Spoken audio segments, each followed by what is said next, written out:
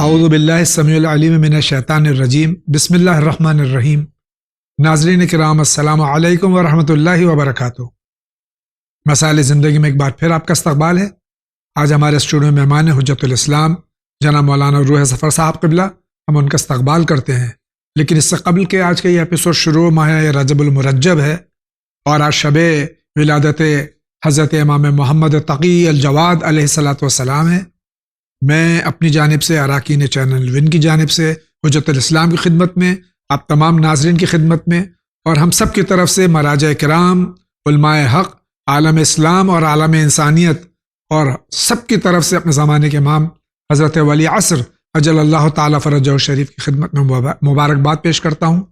اسی کے ساتھ میں اگلے چند دنوں بعد مولائے متقیان امیر المومنین یعقوب الدین علی بن ابی طالب علیہ الصلاۃ والسلام کی ولادت باسعادت خانہ کعبہ میں جو ہوئی تھی اس کی ہم یادگار منائیں گے۔ اس ولادت کی بھی مبارکباد پیش کرتا ہوں، اور یہ عظیم جو دو ولادتیں اس ہفتے کے درمیان آ رہی ہیں، اللہ تعالی ہم سب کو توفیق عطا فرمائے کہ ہم ائمہ معصومین خصوصاً امیر المومنین علیہ الصلاۃ والسلام کے جادے پر اور ان کے راستے پر چلنے کی اللہ ہمیں توفیق عطا فرمائے۔ آئیے اسی کے ساتھ آغا خدمت میں مبارکباد پیش کرتے ہوئے اس سلسلے کا آغاز کرتے ہیں۔ آغا السلام علیکم ورحمۃ اللہ وبرکاتہ۔ علیکم السلام ورحمۃ اللہ۔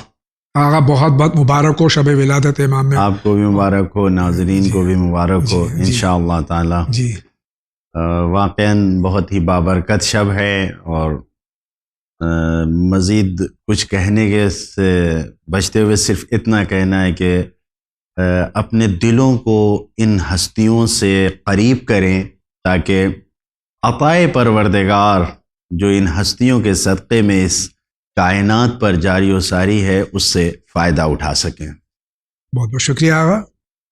ناظرین کرام، ایک خوشخبری ہے کہ ہمارا جو مسائل زندگی پروگرام ہے یہ اب آن لائن ہے، فیس بک پہ بھی آپ اس کو براہ راست دیکھ سکتے ہیں، اور جتنے آپ کے چاہنے والے، آپ کے اقربا ہیں، آپ کے دوست و احباب ہیں، سب کو اطلاع دیجئے کہ اب فیس بک پہ آن لائن ہے یہ پروگرام، آپ فیس بک پہ بھی دیکھ سکتے ہیں۔ اگر اجازت پروگرام شروع کریں۔ آئیے دیکھتے ہیں سب سے پہلے سوال کہاں سے۔ السلام علیکم، میں کارگل سے بول رہا ہوں۔ جناب داؤد صاحب اور مولانا صاحب کے خدمت میں سلام عرض۔ میرا سوال یہ ہے کہ اگر ایک جگہ پر دو انسان اگر فوت ہو جائے تو دونوں کے لیے جو وحشت ایک پڑھنا کافی ہے یا الگ الگ پڑھنا پڑے گا؟ مہربانی۔ گو کے سوال کا جواب کئی بار دیا جا چکا ہے، لیکن بہرحال بھائی کا سوال ہے کہ اگر کئی اموات ایک شب میں، ایک دن میں ہو گئی ہیں تو جب شب آئے تو نماز وحشت ایک ہی پڑھنا کافی ہے، سب کے الگ الگ پڑھنا چاہیے؟ نماز وحشت ہم کہتے ہیں کیونکہ قبر کی وحشت اتنی ہوتی ہے، ورنہ اس نماز کا نام نماز لیلۃ الدفن ہے، دفن کے رات کی نماز ہے۔ جی، جو اس نماز کی تاکید ہے وہ یہی ہے کہ ایک کے لیے ایک ہی پڑھی جاتی ہے، ایک مردہ کے لیے ایک مرنے والے کے لیے ایک نماز پڑھنا۔ جی، اب اگر کوئی انسان چاہتا ہے، دو چار میتیں ہو گئیں اور خبر ملی ہے، اور جیسا کہ نیٹ ورکنگ ایسی ہے سوشل پہ کئی خبریں ایک ساتھ مل جاتی ہیں دور دور علاقوں کی، جی، تو پڑھنا چاہتا ہے تو رجا کی نیت سے پڑھے، کہ امید ثواب کی نیت سے ایک میں کئی کا نام لے لے، انشاءاللہ پہنچ جائے گا۔ البتہ یہ بات بہت سے لوگ کے لیے نئی ہوتی ہے، حالانکہ شریعت میں یہ بات نئی نہیں ہے۔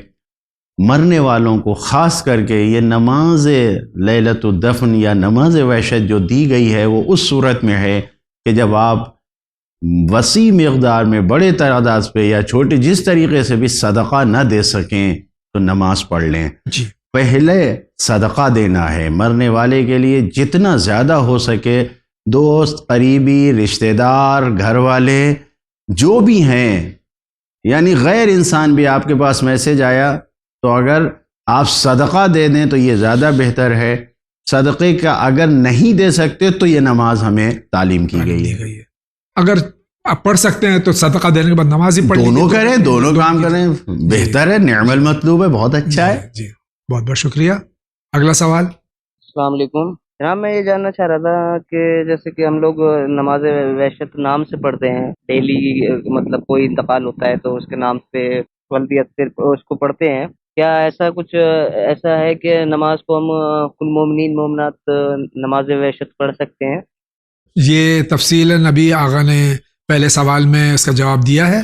آپ اس پہ رجوع کریں، انشاءاللہ آپ کو جواب مل جائے گا. اگلے سوال کی طرف بڑھتے ہیں. لڑکے نے جسم پہ ٹیٹو بنایا ہوا ہے، یا حسین لکھا ہے، اس نے ٹیٹو بنایا ہے یا حسین لکھا ہے، وہ جائز ہے؟ بتا دینا پلیز. یہ جو ٹیٹو جو جلد کے اندر، میں وضاحت بھی کر دوں، جلد کے اندر بھی اگر ہو، اس میں اسماء الہی، قرآنی آیات یا ائمہ معصومین علیہ الصلوۃ والسلام کے نام لکھنا، یہ کہاں تک صحیح آ گئی ہے؟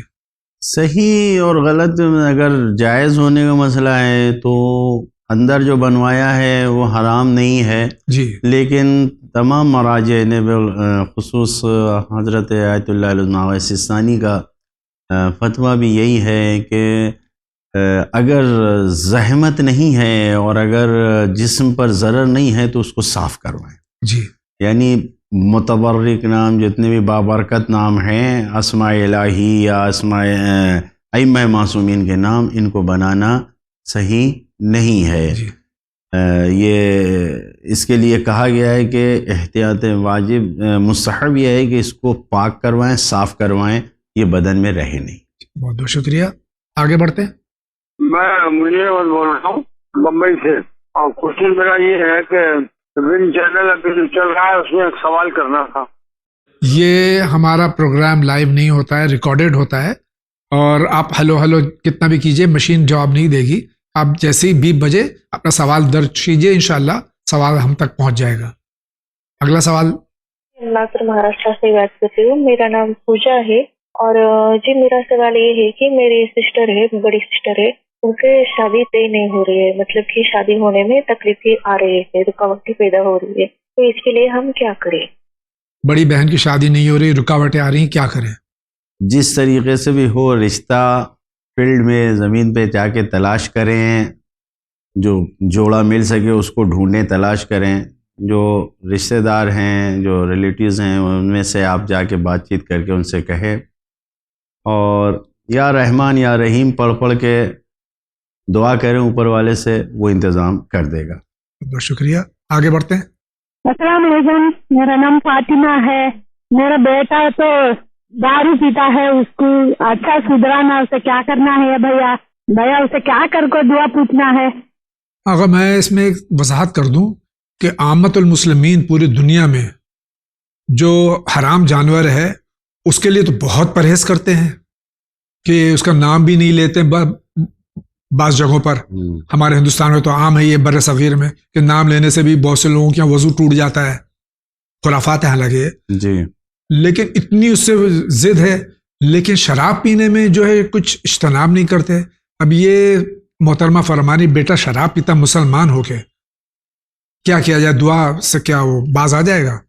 بہرحال کاؤنسلنگ کرنی پڑے گی، اور ایسے نہیں ہوگا. بہت سے سینٹر گورنمنٹ کی طرف سے بھی ہیں، پرائیویٹ بھی ہیں، کاؤنسلنگ کر کے ان کو سمجھایا جائے، بتایا جائے.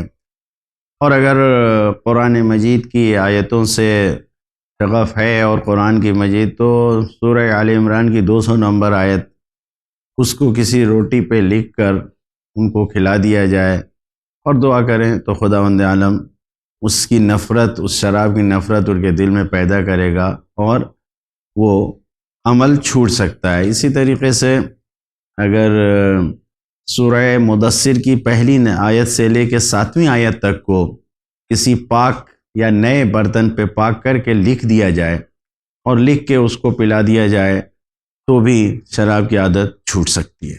بہت بہت شکریہ آغا. آپ کیا کہنا چاہتے ہیں؟ السلام علیکم ورحمۃ اللہ وبرکاتہ. تمام چینل کے کارگزاران کو السلام علیکم. میں کرگل سے بول رہا ہوں. میرا سوال یہ ہے کہ کیا حضرت فاطمہ سلام اللہ علیہا جو روزہ خون لوگ کہتے ہیں، یعنی در و دیوار کے درمیان جب پڑا، تو حضرت علی علیہ السلام کہاں تھے اس وقت؟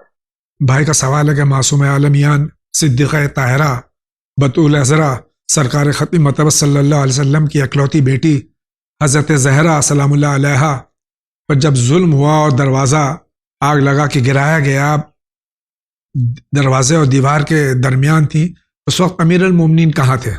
بہت ہی واقعاً تاریخ کا بہت بڑا ظلم ہے یہ، کہ اس حقیقت کو بتایا نہیں جاتا. جس طریقے کے حالات تھے بیان کرنے میں شاید وقت زیادہ لگتا ہے، لیکن جو واقعہ پیش آیا ہے اس وقت مولا کائنات گھر کے اندر تھے، دشمنوں کا عزم زیادہ تھا، اور خود شہزادی کائنات دروازے پہ آ کے ہم کلام تھیں، گفتگو کے درمیان ہی آگ لگائی گئی اور دروازے پہ لات ماری گئی۔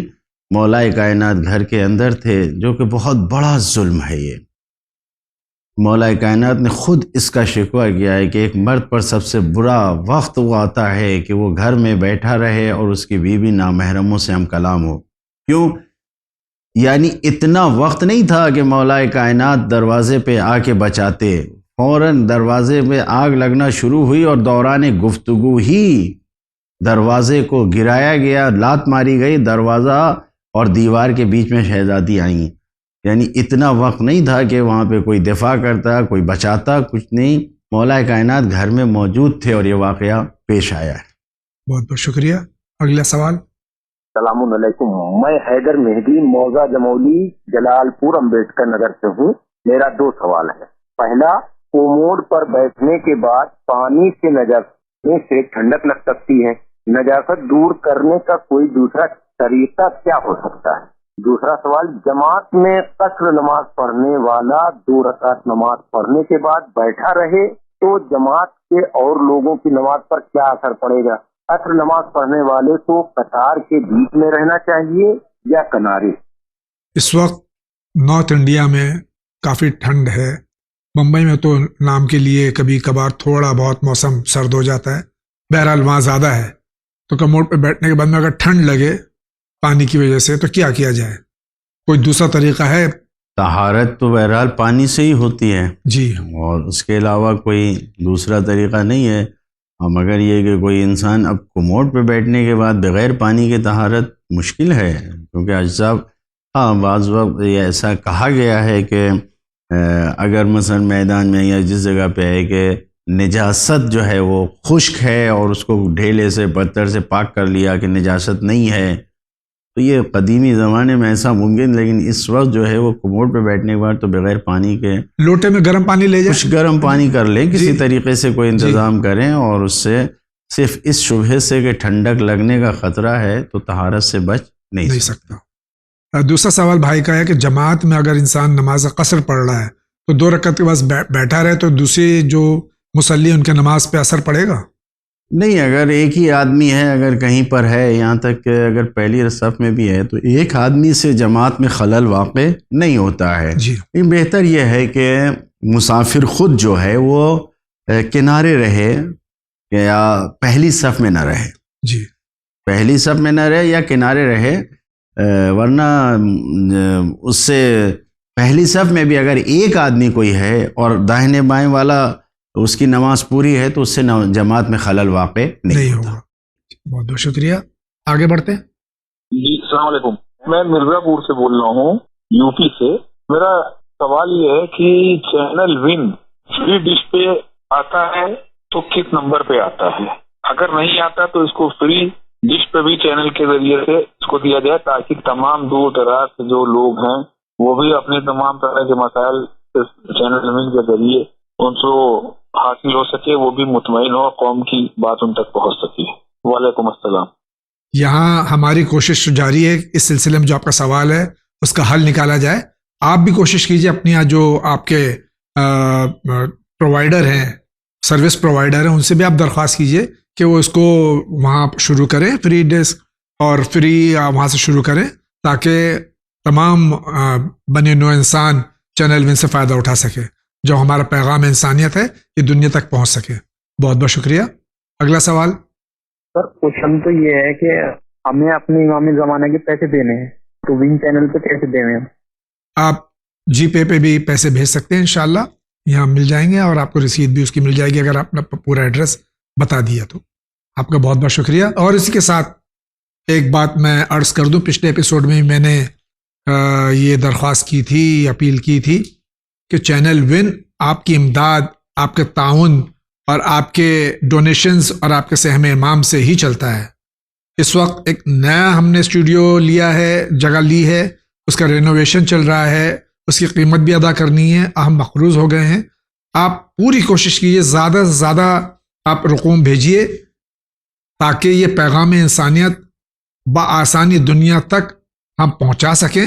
پیغام محمد اور آل محمد علیہ الصلوۃ والسلام، یہ ہماری اور آپ کی سب کی ذمہ داری ہے۔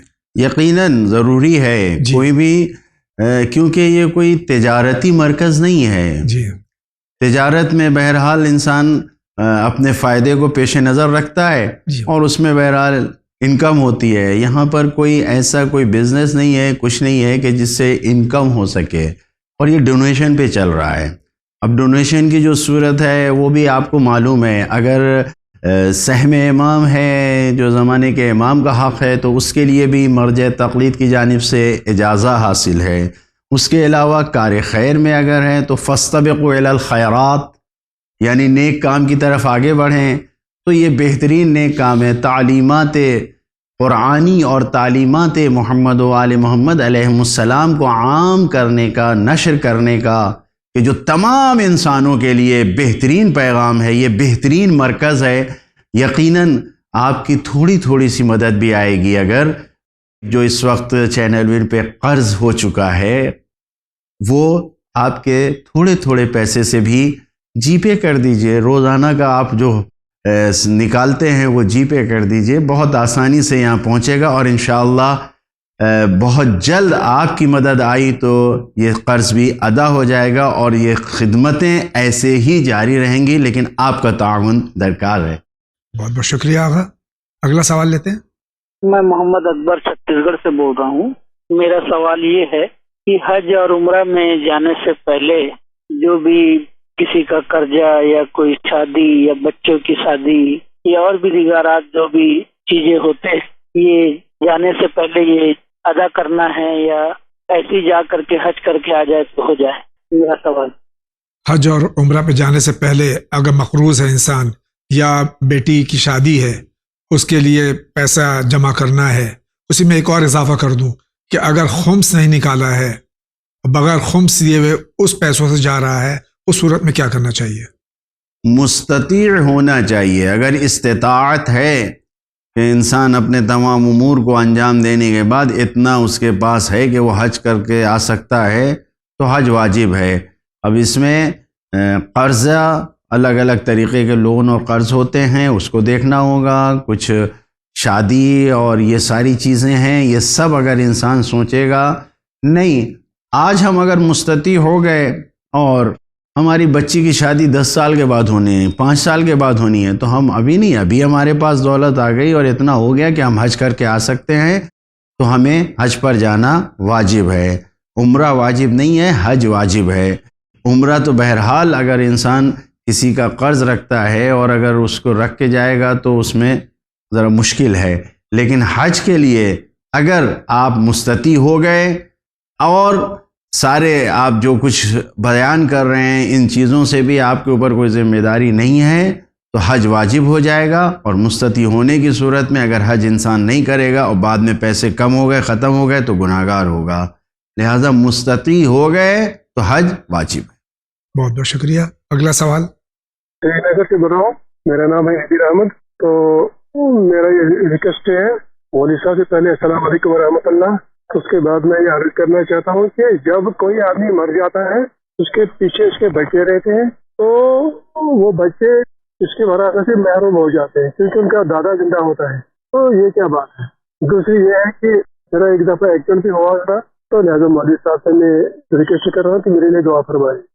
بھائی کا جو پہلا سوال محجوب کے سلسلے میں کئی بار جواب دیا جا چکا، لیکن کافی پہلے یہ پھر پوچھ رہے ہیں کہ اگر باپ کا انتقال ہو گیا، دادا اور پوتا ہے، تو محجوب کو حق نہیں ملتا ہے، تو یہ کیوں ہے ایسا؟ جب میراث تقسیم ہو رہی ہو تو شریعت نے یقیناً حقوق کو معین کر دیا ہے کہ کون وارث ہے۔ جو پہلے طبقے کے پہلی منزل کے وارث موجود ہیں تو دوسرے کو نہیں ملے گا، جی، دوسرے والے موجود ہیں، پہلے میں کوئی نہیں ہے، دوسرے میں موجود ہے تو انہیں ملے گا، دوسرے میں بھی کوئی نہیں ہے تو تیسرے طبقے میں جو ہیں ان کو ملے گا۔ جی، یہ قانون ہے۔ لیکن میراث تقسیم ہونے میں جو تاکید کی گئی ہے وہ یہ بھی کہ اگر کوئی قریبی ہے، اگر کوئی پڑوسی ہے، اگر کوئی حقدار ہے کہ جو تمہارے قریب ہے، تم سے قریب ہے، تو میراث تقسیم کرتے وقت اس کو بھی دو. جی. تو اب جب اتنا حکم دیا گیا ہے تو دادا کا مال اگر بانٹا جا رہا ہے اور اس کے چچا اور دوسرے پھوپھی موجود ہیں تو ان بچوں کو میراث میں حق نہیں ہے، لیکن اپنی طرف خود سے اپنی طرف سے بالکل دینا چاہیے. یہ قرآن کی آیت کے مطابق انسان عمل کرے گا. جی. رہا سوال یہ کہ محجوب میراث اس کو ہی ملتی ہے جو وارث ہے. جی. تو عقل کی روشنی میں جب انسان کو مال دیا جانا ہے تو یہ بتائیے کہ یہی تو کہا جائے گا کہ وارث ہے یا نہیں ہے. جی بے شک. بیٹا جب مر چکا ہے، اس کا بیٹا موجود ہے، باپ کا مال بٹ رہا ہے، تو جب باپ کا تو وارث کہاں ہے؟ جی. عقل کہتی ہے کہ وارث موجود ہو، وارث ہے نہیں. جی. پوتا وارث نہیں ہے، بیٹا وارث ہے اور بیٹا ہے نہیں. جی. اسی طریقے سے اگر شریعت کے بھی دائرے میں دیکھا جائے تو وہاں پر بھی یہی کہا گیا ہے کہ شریعت نے کہا ہے وارث کو ملے گا. جی. اور وارث ہے نہیں، وارث زندہ نہیں ہے کہ اس کو دیا جائے. لہٰذا اس قانون کے تحت یعنی جو عقل اور شریعت دونوں نے کہا کہ وارث کا موجود ہونا ضروری ہے. اور جب باپ مر گیا، دادا کا مال بیٹے کو ملنا ہے، تب پوتے کو، ابھی دوسرے بیٹے موجود ہیں ان کو مل گیا. لہٰذا یہ محجوب ہونے کا جو قانون ہے وہ دونوں صورت میں عقل اور شریعت دونوں سے اس بنیاد پر ہے کہ وارث موجود نہیں ہے. لیکن تقسیم کے وقت خیال رکھنا چاہیے کہ ایسے لوگ یعنی جو جن کا باپ مر گیا ہے، بھائی سگا بھائی مر گیا، سگے بھائی کے بچے ہیں بانٹ رہے ہیں، تو اس وقت ان کو بھی دینا چاہیے. یہ عین ثواب ہے اور عین برکت ہے. جی. آغا اسی میں سب سے ایک بات ذہن میں آئی کہ محجوب سب سے پہلے سرکار ختم مرتبہ صلی اللہ علیہ وآلہ وسلم، چونکہ دادا کی زندگی میں حضرت عبداللہ ان کے بیٹے کا انتقال ہو گیا تھا، تو پہلے تو حضرت سرکار ختم مرتبہ کے سلسلے میں یہ بات ہے. بالکل جی. وہی حکم ان کے لیے بھی ہے. جی جی بہت بہت شکریہ. دوسرا سوال ان کا اپنی بیماری کے سلسلے میں کوئی دعا چاہتے ہیں. خداوند عالم شفا عنایت کرے. اور ہم جب بھی آتے ہیں تو دعا کے لیے یعنی شفا کے لیے جو ہے وہ یہی بیان کرتے ہیں کہ سورہ الحمد کو پڑھ کر پانی پیجیے. اگر خدا نخواستہ جسم میں کوئی بیماری ہے تو سورہ الحمد کو پڑھ کے پانی پیجیے بھی، اور اس پانی کو اپنے جسم پر چھڑک لیجیے. جی. شفا ہے اس میں انشاءاللہ. بہت بہت شکریہ. اگلا سوال. السلام علیکم مولوی صاحب. جی میرا نام رضی عباس ہے، میں ڈسٹرکٹ مظفر نگر سے بول رہا ہوں، اتر پردیش سے. میرا سوال یہ ہے مولوی صاحب کہ میرا روزگار نہیں لگ پا رہا ہے. میں کافی محنت بھی کرتا ہوں، بہت کچھ مطلب دعائیں بھی پڑھتا ہوں، لیکن میرا روزگار نہیں لگ پا رہا ہے.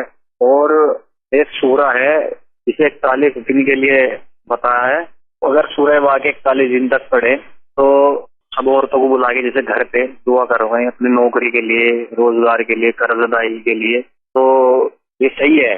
تو آپ مجھے بتا دیجیے کہ میں نے پچھلے ایپیسوڈ میں بھی یہ گھیرا تھا 779 ایپیسوڈ میں، تو اس میں میرا جواب نہیں ملا تھا، تو آپ اس بار جواب دے دیجیے گا.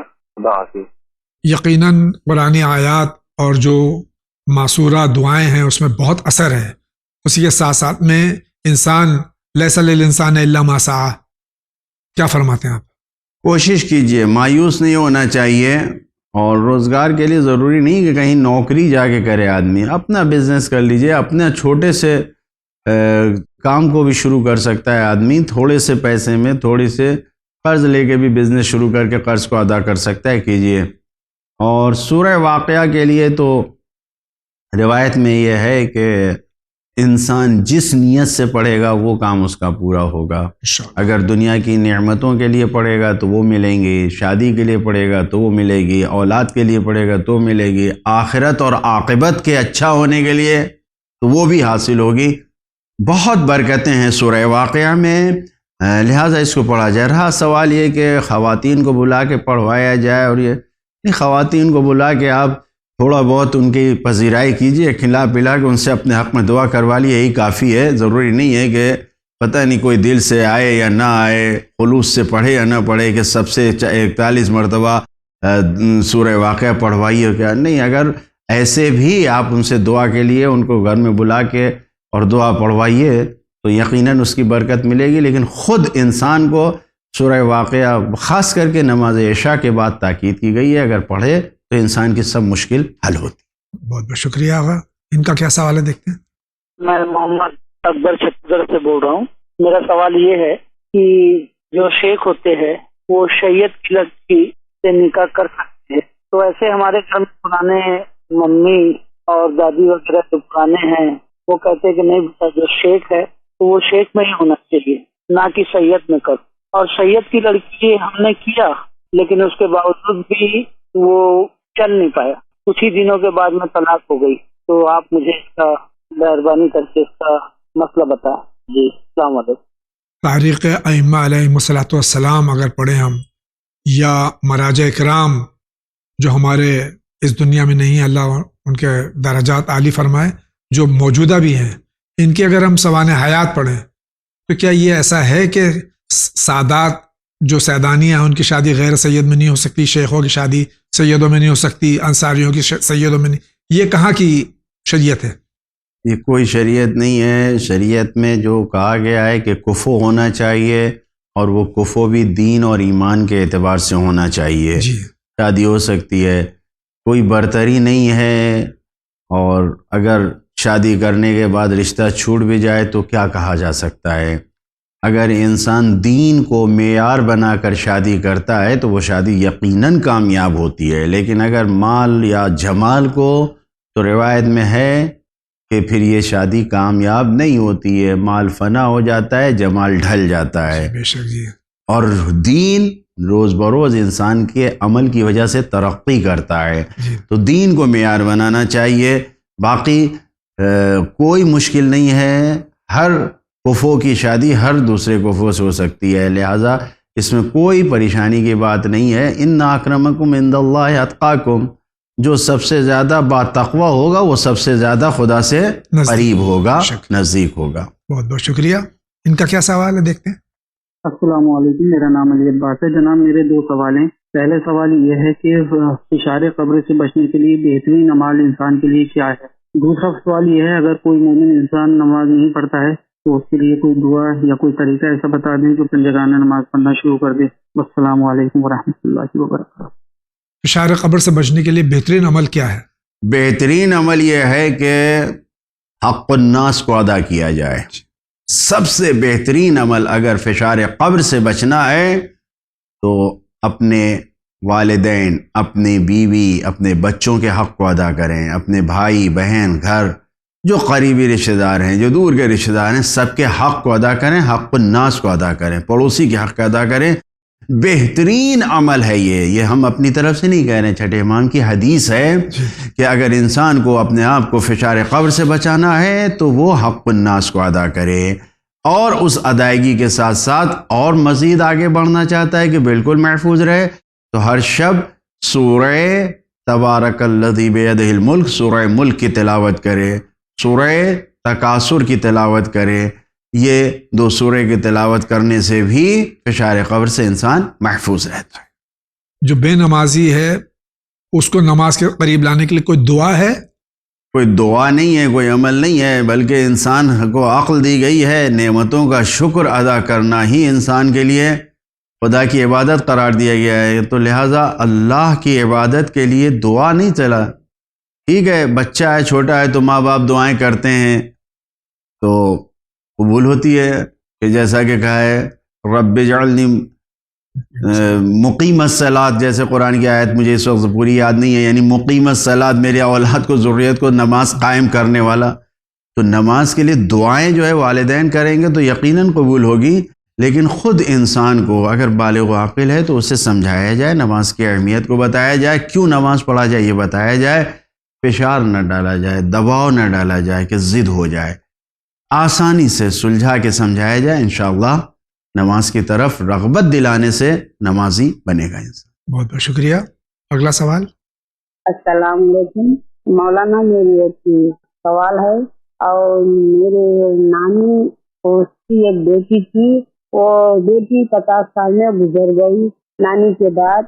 उसकी वो नानी थी, कोई भी लावारिस नहीं है पढ़ने के वास्ते।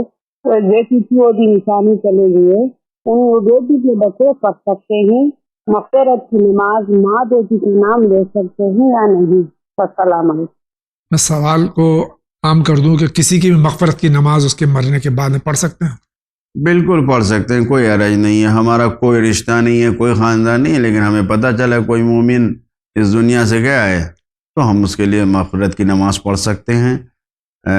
ख़ुद यानी जो वालिदैन के लिए भी नमाज है, अगर दूर का रिश्तेदार है इंसान, उसका कोई बुज़ुर्ग गुज़र गया है तो उस नमाज को भी पढ़ के उनको हदिया किया जा सकता है। बहुत बहुत शुक्रिया। ये क्या कह रहे हैं, देखते हैं। जी अस्सलाम वालेकुम, मैं बिहार से बोल रहा हूँ। मुझे जानना था कि हमारी बहन लोग का रिश्ता वगैरह नहीं बहुत कोशिश कर रहे हैं, रिश्ता आता है मगर होता नहीं है। और हमारे जो अगल बगल पड़ोसी हैं वो चाहते हैं कि माँ के कारण बहुत परेशान है, और मुझे मौलाना साहब कुछ इसके बारे में जानकारी चाहिए था, मसला क्या है? रिश्ता नहीं आ रहा है बहन का, अभी आपने उसका पहले जवाब भी दिया था। बहरहाल इसके लिए ज़मीनी तौर पर, मैदानी तौर पर कोशिश करना चाहिए, और जो अहले फ़न हैं, माहिर हैं, उनसे कहना चाहिए रिश्ते के लिए।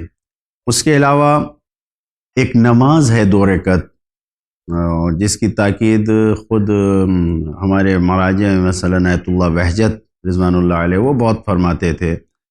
और 2 रकअत नमाज़ पढ़ना है, हर 2 रकअत में सूरह अल-हम्द के बाद सूरह यासीन की तिलावत करना है, और जब नमाज ख़त्म हो जाए तो हम्द व इलाही परवरदिगार करे। और क़ुनूत नमाज में भी और सजदा आखिरी यानी सजदा करने के बाद भी, सजदे में भी इस दुआ को पढ़ सकता है। एक छोटी सी दुआ है, अल्लाहुम्मा अग़निनी बिहलालिका अन हरामिक व बिताअतिका अन मासियतिक। थोड़ा छोटा सा जुमला है, अल्लाहुम्मा अग़निनी बिहलालिका अन हरामिक व बिताअतिका अन मासियतिक, यानी खुदाया हमें अपने हलाल के ज़रिए हराम से दूर कर दे, बेनियाज कर दे, अपनी ताअत के ज़रिए, फरमाबरदारी के ज़रिए मासियत और गुनाह से दूर कर दे। इस दुआ को सजदे में भी पढ़ सकते हैं, क़ुनूत में भी पढ़ सकते हैं, और नमाज के बाद ये जो नमाज बताई 2 रकअत के, हर रकअत में हम्द के बाद सूरह यासीन, ज़रूर इस दुआ को पढ़ें। जितना पढ़ेंगे इंशाअल्लाह जल्द अज जल्द रिश्ता मिलेगा। बहुत बहुत शुक्रिया। अगला सवाल। अस्सलाम वालेकुम मौलाना साहब, मैं मुनीर अहमद बॉम्बे से बोल रहा हूँ। मेरा सवाल ये है कि जो रोजे कज़ा हुए हैं उनका रोज का फिदिया कितना पैसा देना चाहिए, एक बात। दूसरी बात ये कि सुन्नी उलमा लोग बोलते हैं कि उसका फिदिया 100 रुपए रोज है, और विन चैनल में बोलते हैं कि 1.25 किलो गेहूँ एक दिन का फिदिया है। तो मेरी अर्ज ये है कि आप ये बताइए कि 100 रुपए रोज दिए जाएं या 1.25 किलो गेहूँ रोज दिया जाए और उसके हिसाब से पैसा जोड़ा जाए।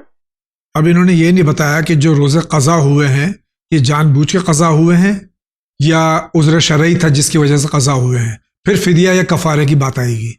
अब जो ये इन्होंने आगे फिदिया जो सवाल किया है इन्होंने, अगर फिदिया देखा जाए तो मज़हब अहले बैत ने फिदिये की जो चीज़ मुअय्यन की, कोई कीमत नहीं मुअय्यन किया है। कीमत हर दौर में हमेशा बदलती रहती है, लेकिन अनाज हमेशा होता है, गेहूं तो हमेशा पैदा होगा, जौ तो हमेशा पैदा होगा, किशमिश, खजूर, यानी जो खाने के लिए जो फिदिये में हम देना चाहते हैं, हम गेहूं को रखते हैं, तो हमेशा 750 ग्राम 3 पाव 750 ग्राम गेहूं एक फिदिये का कफ़ारा करार दिया गया है, एक रोज़े का फिदिया करार दिया गया है। अब ये 100 रुपया हो आज के दौर में, या 10 रुपया हो, या 50 रुपया हो, या और बढ़ जाए, कीमत नहीं मुअय्यन है। फ़िक़्ह जाफ़री में अहले बैत अतार अलैहिस्सलाम ने जो हमें बताया वो यही है कि 750 ग्राम अनाज गेहूं। जी, और अगर ये जानबूझ के क़ज़ा हुआ है तो कफ़ारा है, इसका कफ़ारा देना होगा, फिर तो फिर उसके अलग प्रोसीजर। जी, बहुत बहुत शुक्रिया। आगे बढ़ते हैं। मैं बैंगलोर से बात कर रही हूँ। मेरा क्वेश्चन है कि मेरी दोस्त मेरे से 4 लाख रुपए लिए हैं, वो अभी तक नहीं दे रही है, 3 साल हो गए। तो कोई मसला बताइए प्लीज। अस्सलाम वालेकुम। انہوں نے کسی کو قرض دیا وہ لوٹا نہیں رہے ہیں، کیا کرنا چاہیے؟ ایک دعا ہے اور اس کو یوٹیوب پہ بھی آتا ہے، اس حصے کو سرچ کر کے روک کے اس دعا کو لکھ لیں اور اپنے میں پڑھ دے رہا ہوں. ہر نماز کے بعد زیادہ زیادہ پڑھیں. ہمارے 8ویں امام حضرت علی ابن موسیٰ رضا علیہ السلام سے آنے والے نے کہا، مکارم الاخلاق میں مرحوم طبرسی نے اس روایت کو نقل کیا ہے کہ حسین ابن خالد کہتے ہیں کہ 40,000 کا قرض کسی نے مجھ سے لیا تھا، 40,000 درہم کا، اور میں مقروض تھا، اور 30,000 مجھ سے کسی نے لے رکھا تھا. میں حج میں گیا، میں نے فرزند رسول یعنی امام ہشتم سے عرض کیا، ایک رقعے پہ لکھ کے مولا نے مجھے یہ دعا دیا اور کہا کہ ہر نماز کے بعد اس کو جتنا پڑھ سکتے ہو پڑھو اور تمہارا. اور چنانچہ انہوں نے کہا میں نے کچھ ہی دن اس دعا کو پڑھا تو جنہوں نے مجھ سے لیا تھا وہ واپس کر کے گئے. یہ دعا یہی ہے، اللہم انی اسألک یا لا الہ الا انت بحق لا الہ الا انت ان ترحمنی بلا الہ الا انت. اللہم انی اسألک یا لا الہ الا انت بحق لا الہ الا انت ان ترضى عنی بلا الہ الا انت. اللہم انی اسألک یا لا الہ الا انت بحق لا الہ الا انت ان تغفر لی بلا الہ الا انت. اس دعا کو پڑھے اور اپنے قرض کی رقم و قرض کو ذکر کرے خدا کی بارگاہ میں، بہت جلد واپس مل جائے گا انشاءاللہ. بہت بہت شکریہ. اگلا سوال. السلام علیکم، میرا نام عارف حسین ہے اور میں کارگل لداخ کے رہنے والا ہوں. میرا سوال یہ ہے کہ فون کے ذریعے نکاح جائز ہے یا نہیں؟ فون کے ذریعے نکاح جائز ہے یا نہیں؟ نکاح تو ہو سکتا ہے فون پہ، کوئی مشکل نہیں ہے جی، کوئی مشکل نہیں ہے. نکاح کے شرائط میں یہ ضروری نہیں ہے کہ سامنے ہو. فون پر بھی اگر صحیح طریقے سے مذہب اہل بیت میں جو تعلیم دیا گیا ہے کہ عربی زبان میں صحیح طریقے سے اگر صیغے کو جاری کیا جا رہا ہے تو فون پہ بھی نکاح ہو سکتا ہے. بہت بہت شکریہ. اگلا سوال. سر میں بامبے، السلام علیکم، میں بامبے سے فون کر رہی ہوں. سر میں 57 ایئرس کی ہوں، لیکن ٹھنڈی کی وجہ سے تہجد کی نماز صبح میں نہیں اٹھ پا رہی ہوں. تکلیف بہت ہوتی ہے، تو کیا کرنا چاہیے، کیا کر سکتے ہیں؟ عمر تو معنی نہیں ہوتی، لیکن کمزوری اور بیماریاں یہ معنی ہو جاتی ہیں کبھی کبھی. تو صبح کی نماز کے لیے خدا نخواستہ کوئی نہیں اٹھ سکے تو کیا کرنا چاہیے؟ اگر مجبور ہے اور نہیں اٹھ پا رہا ہے، جان بوجھ کے اگر نہیں چھوڑ رہا ہے تو فوراً جیسے ہی آنکھ کھلے اٹھ کے قضا کرے. جی. لیکن کوشش کرنا چاہیے کسی کو معین کر دے کہ بھائی ہمیں اٹھا دینا، یا جو بھی ہے جس طریقے سے بھی ممکن ہو. نماز نہیں معاف کی جا سکتی، نماز نہیں چھوٹے گی.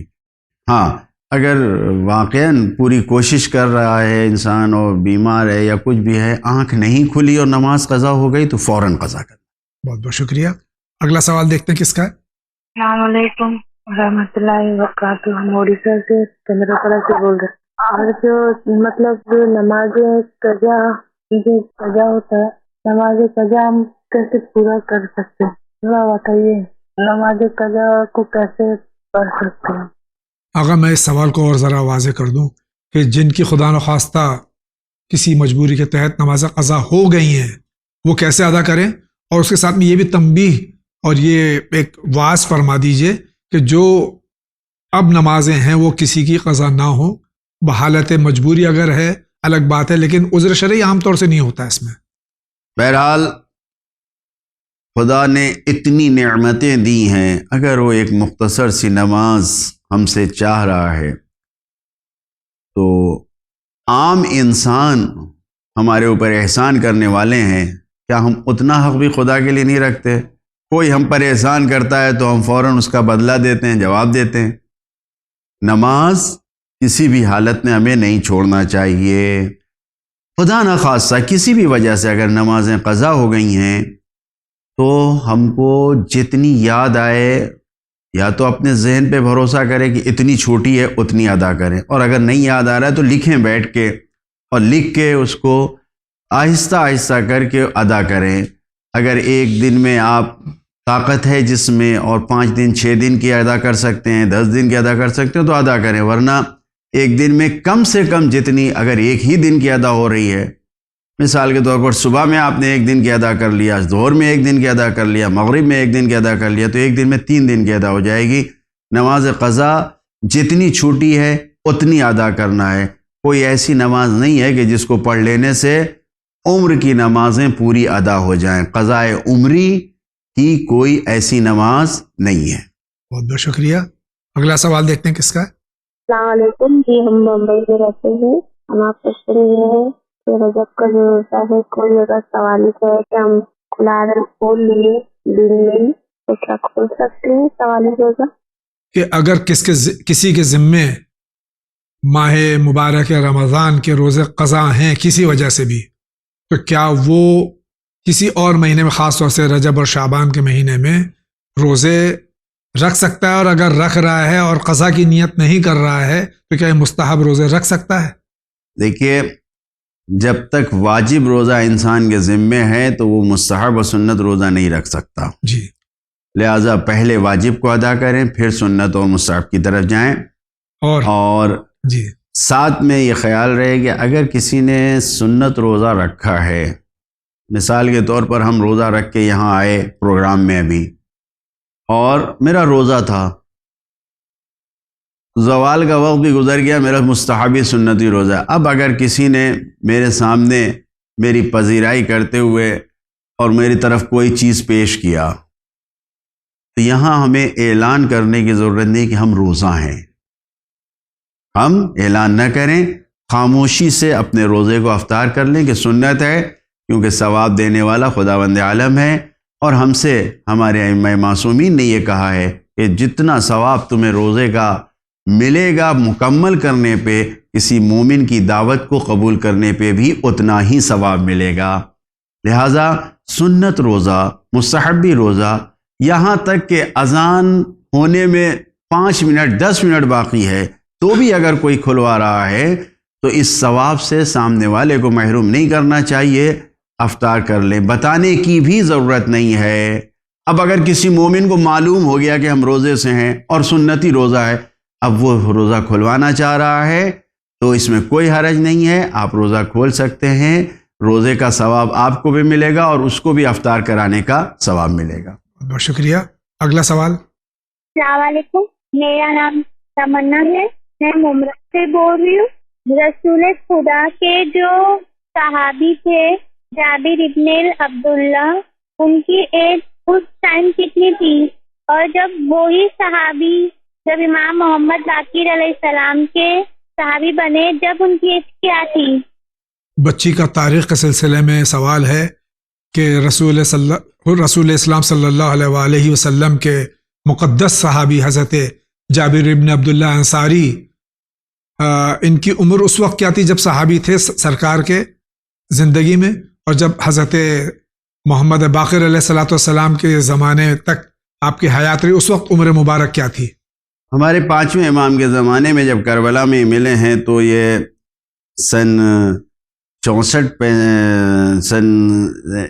ہجری کے بعد کا واقعہ ہے۔ جی، اور بعض روایتوں میں تاریخ میں یہ لکھا ہے کہ آپ کا انتقال سن 68 ہجری میں ہوا ہے جناب جابر کا، بعض نے لکھا ہے کہ 79 میں ہوا ہے، اختلاف ہے۔ بہرحال ایک صحابی تھے اور ان کے انتقال کی تاریخ میں، اور 80 سال کے قریب ان کی عمر لکھی گئی ہے۔ تو اب اگر دیکھا جائے تو یہ جس وقت نبی کریم صلی اللہ علیہ وآلہ وسلم کی خدمت میں صحابی بن کر آئے ہوں گے تو جوان رہے ہوں گے دقیقاً، کیونکہ ان کی پیدائش کا کوئی تاریخ معین نہیں ہے، ان کی پیدائش کی معین نہیں ہے، لہٰذا یہ نہیں کہا جا سکتا کہ جب آپ نبی کی خدمت میں آئے تو کتنے سال کے ہیں۔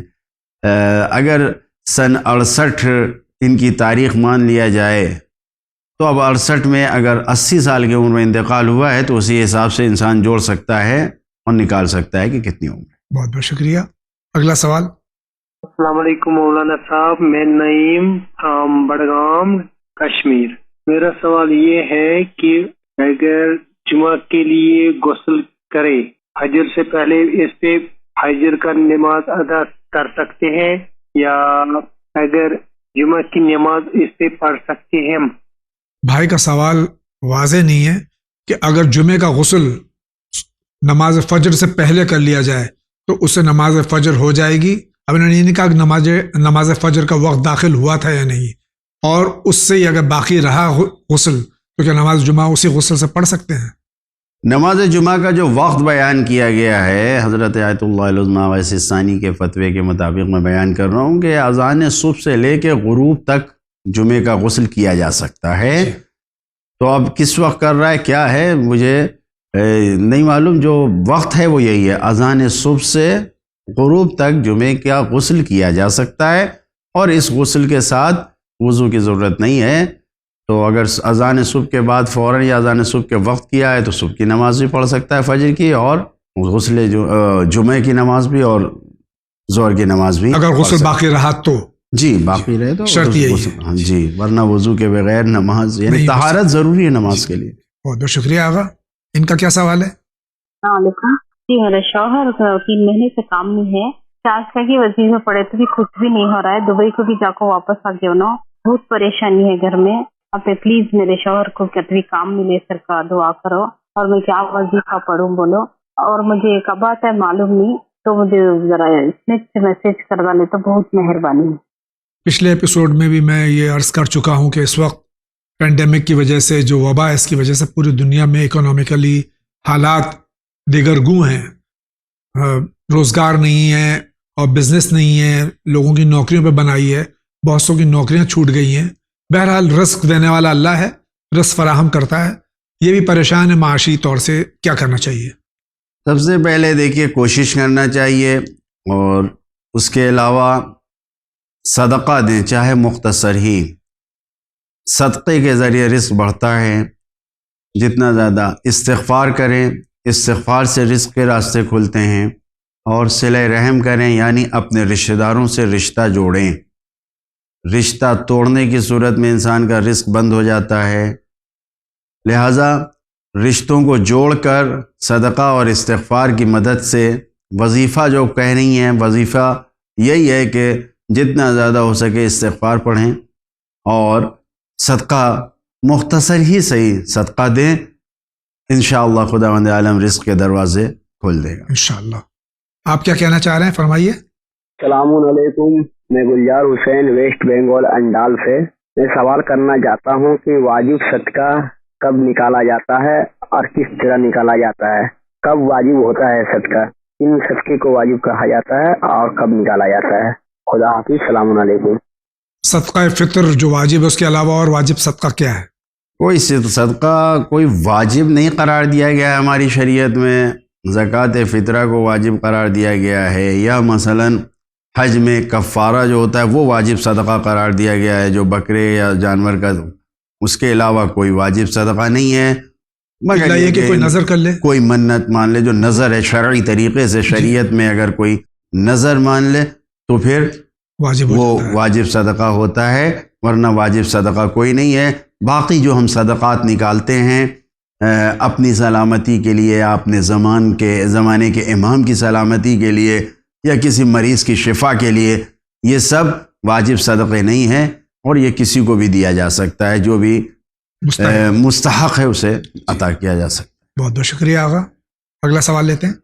میں دلی سے بات کر رہا ہوں، اور مجھے یہ پوچھنا ہے کہ میری ایک بیٹی لگ بھگ 5-5.5 سال کی ہے، اور ہر وقت بے چین رہتی ہے، بہت پریشان رہتی ہے، اور شیطانی بہت زیادہ کرتی ہے، بہت زیادہ، اور وہ بات سنتی نہیں ہے. تو مولانا صاحب سے میں پوچھنا چاہوں گی تو دعائیں وغیرہ کچھ بتا دیں اس کے لیے. یہ شاید بیٹی کی عمر 5 سال بتا رہے ہیں. اگر ایک چیز اور جو ہمارے معاشرے میں، ہماری عام اصطلاح میں بچہ جو کوئی شرارت کرتا ہے اس کو شیطانی کہتے ہیں. کیا یہ کہنا پہلی بات تو صحیح ہے؟ دوسری بات یہ کہ اگر بچہ شرارت کر رہا ہے تو اس سلسلے میں کچھ دعا چاہتے ہیں. بہرحال سرکار رسالت مآب صلی اللہ علیہ وآلہ وسلم کی حدیث کے مطابق اگر بچہ تمہارا بچگی نہیں کر رہا ہے، جسے ہم شیطانی کر رہے ہیں، شیطنت نہیں کر رہا ہے، تو تمہیں اس وقت فکر مند ہونا چاہیے اور طبیب ڈاکٹر کے پاس جانا چاہیے. لہذا بچے شرارت کرتے ہیں، نہ کریں تو فکر مند ہونا چاہیے.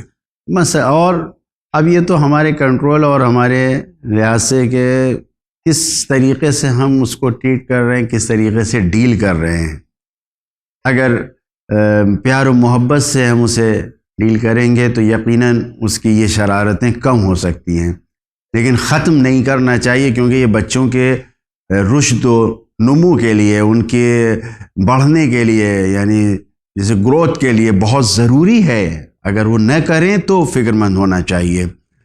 اور اگر واقعاً خدا نخواستہ کم عمری میں ہی انسان یہ دیکھ رہا ہے کہ یہ بچہ سرکش ہو رہا ہے، نافرمان ہو رہا ہے، باتیں نہیں سن رہا ہے واقعاً، تو ماں باپ کی دعائیں بہت مؤثر ہوتی ہیں. اور اس میں ایک نماز بتائی گئی ہے کہ اتوار کے دن، یعنی یکشنبہ اتوار کے دن نماز مغرب اور عشاء کے بیچ میں 2 رکعت نماز پڑھیں. سورہ الحمد کے بعد پہلی رکعت میں 13 مرتبہ اور دوسری رکعت میں 11 مرتبہ سورہ تکاثر پڑھیں، الہاکم التکاثر. اس سورے کو پڑھیں اور 2 رکعت نماز جب پوری ہو جائے تو پھر سجدے میں ایک جملہ اپنی زبان میں کہہ دیں، یا اللہ میرے بچے کی اصلاح کر دے. یہ اپنی زبان میں کہہ دیں، یہ دعائیہ جملہ.